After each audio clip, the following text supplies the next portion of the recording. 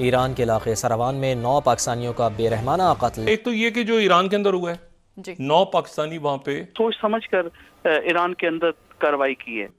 ایران کی اپنی پوزیشننگ ہے، اور اس دوران یہ ایران پاکستان کے معاملات بہتری کی طرف جا رہے تھے، پھر خراب ہوئے، پھر بہتری کی طرف گئے، پھر یہ آج وہاں سے افسوسناک واقعے کی خبر آئی۔ را کے لیے کام کرتے ہیں ایسے لوگ جو ہیں وہ ان کی باغ ڈور ہلاتے ہیں، اور کی انتہائی افسوسناک کارروائی جو ہے اس کے حوالے سے ابتدائی اطلاعات کا افسوسناک اور لرزہ خیز واردات پاکستان اور ایران کی سرحد پر ہوئی ہے۔ اب یہ سلسلہ یہ شروع جب ہوا ہے تو یہ ختم ہونے کا فی الحال تو یہ نام نہیں لے رہا۔ یہ یقینی طور پر ایک کافی الارمنگ ڈیولپمنٹ ہے گیون دا فیکٹ کہ ابھی ایران اور پاکستان کے درمیان جو ایک ملٹری سٹینڈ آف ہوا تھا، اور اس کے بعد دونوں ممالک نے کوشش کر کے چیزوں کو ٹھنڈا کرنے کی کوشش کی تھی، اور اس واردات کا ہونا یقینی طور پر ایک کنسرن والی بات۔ اور یہ ہو کیا رہا ہے کہ ٹینشنز بجائے کم ہونے کے مزید بڑھ رہی ہے۔ کچھ جو رپورٹس ہیں وہ تو یہ بھی کہہ رہی ہیں کہ 14 جو پاکستانی وہ اس کارروائی میں جاں بحق ہوئے ہیں۔ اور ایسے لوگ جو ایران میں بیٹھے ہوئے ہیں جو پاکستان کے نیشنل انٹرسٹ کے خلاف کام کر رہے ہیں۔ ابھی تک کسی تنظیم کسی گروپ نے اس اندوہناک واقعے کی ذمہ داری قبول نہیں کی۔ اپیرنٹلی یہ لگ رہا ہے کہ اس کا بدلہ لینے کی کوشش کی گئی ہے۔ نمستے دوستو، جے ہند۔ ہندوستان اسپیشل میں آپ کا سواگت ہے دوستو۔ پاکستان سے سٹے ایران کے دکشن پورو علاقے میں اگیات بندوق دھاریوں نے شنیوار کو اندھا دھند فائرنگ کر 9 لوگوں کی ہتیا کر دی۔ مرنے والے سبھی لوگ پاکستان کے ناگرک تھے۔ گولی باری ایران کے سستان اور بلوچستان پرانت کے سراون شہر میں ہوئی۔ یہاں یہ لوگ واہنوں کو ریپیئر کرنے والی ایک دکان میں کام کرتے تھے۔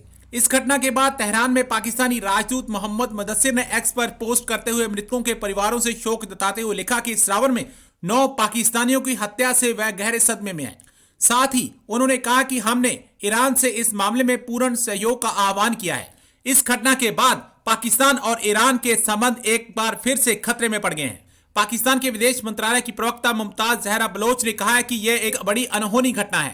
ہم ایران ادھیکاریوں کے سمپرک میں ہیں۔ ہم نے انہیں اس جگنیہ اپرادھ میں شامل لوگوں پر ترنت کارروائی کرنے کی ضرورت پر زور دیا ہے۔ اب پاکستانی میڈیا ایک بار پھر چرچا کر رہا ہے کہ پاکستان اور ایران کے حالات نازک موڑ پر جاتے ہوئے دکھ رہے ہیں۔ ایک تو یہ کہ جو ایران کے اندر ہوا ہے، جی 9 پاکستانی وہاں پہ آج ان کے جو پاکستان کے سفیر جو مدثر ٹیپو صاحب ہیں، انہوں نے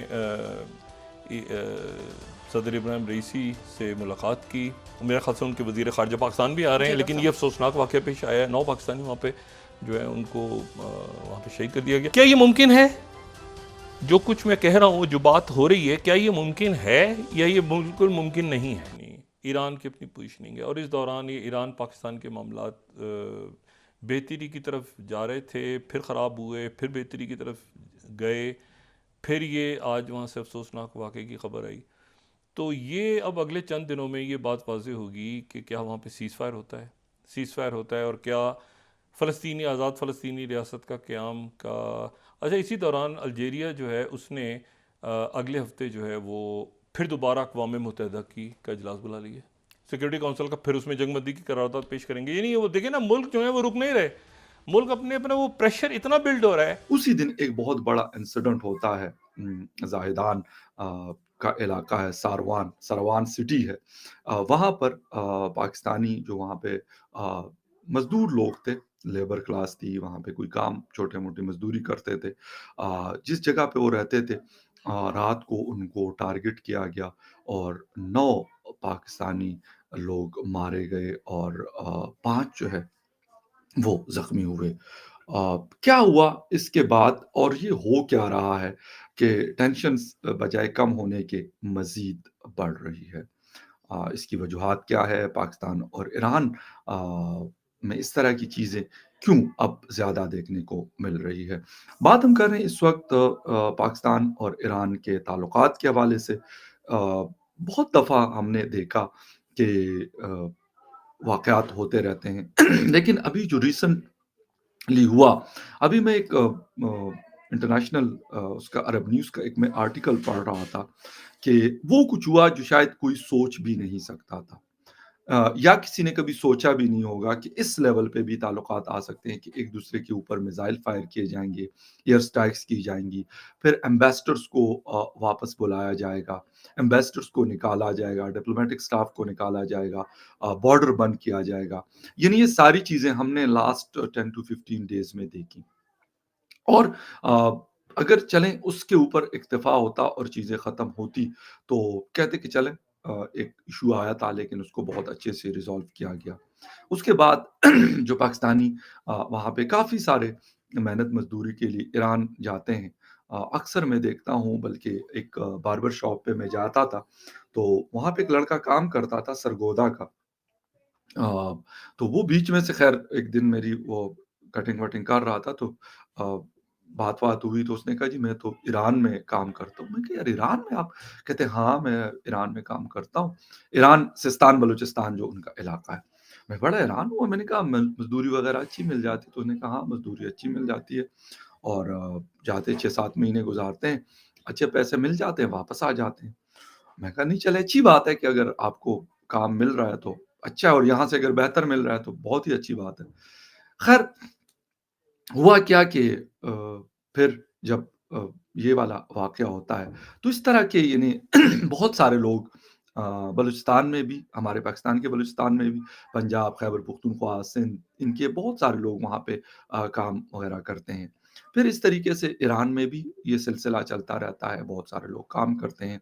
लेकिन ये नहीं है कि कोई अब ये लोग गए हैं, पहले नहीं काम करते थे। सालों से काम करते हैं। अफ़गानिस्तान के बहुत सारे लोग ईरान में मेहनत मज़दूरी करते हैं। लेकिन ये वाक़या, ये इंसिडेंट का होना, ये एक, मैं कहता हूँ कि एक बहुत बड़ी अनफॉर्च्यूनेट सिचुएशन है। इससे पहले जो कुछ हुआ, ईरान ने स्ट्राइक किया, उन्होंने कहा हमने जैश अल अदल के लोगों को निशाना बनाया। फिर उसके तकरीबन 24 आवर्स में पाकिस्तान ने स्ट्राइक किया, उन्होंने कहा जी हमने बीएलए के लोगों को निशाना बनाया और 5-6 लोगों को मार दिया। अब ये सिलसिला, ये शुरू जब हुआ है, तो ये ख़त्म होने का फ़िलहाल तो ये नाम नहीं ले रहा। ठीक है कि वापसी हो गई और पाकिस्तान के जो फ़ॉरेन मिनिस्टर है, केयरटेकर जलानी से जलील अब्बास जलानी साहब, वो कह रहे हैं कि ये बहुत एक अफ़सोसनाक वाक़या है और हम इसकी भरपूर मज़म्मत करते हैं, कंडेम करते हैं। लेकिन असल इश्यू ये है कि अ, ये उस दिन होता है जब पाकिस्तान के एम्बेसडर मुदस्सिर टीपू अपने जो डॉक्यूमेंट्स हैं वो रईसी साहब जो वहाँ के प्रेसिडेंट हैं, उसको पेश करते हैं और उसी दिन ये सिलसिला होता है। फिर ज़ाहिदान में जो पाकिस्तान का कॉन्सुलेट है, उनके लोग वहाँ पे हॉस्पिटल में गए हैं और जहाँ-जहाँ से इन मज़दूरों का ताल्लुक है, लोधरा पंजाब का इलाका है, वहाँ से, और मुज़फ़्फ़रगढ़, वहाँ से ये लोग मेहनत मज़दूरी करने के लिए गए हुए थे। उनके लोग कह रहे हैं कि भई हमारे जो प्यारे हैं उनकी डेड बॉडीज़ को वापस लेके आया जाए।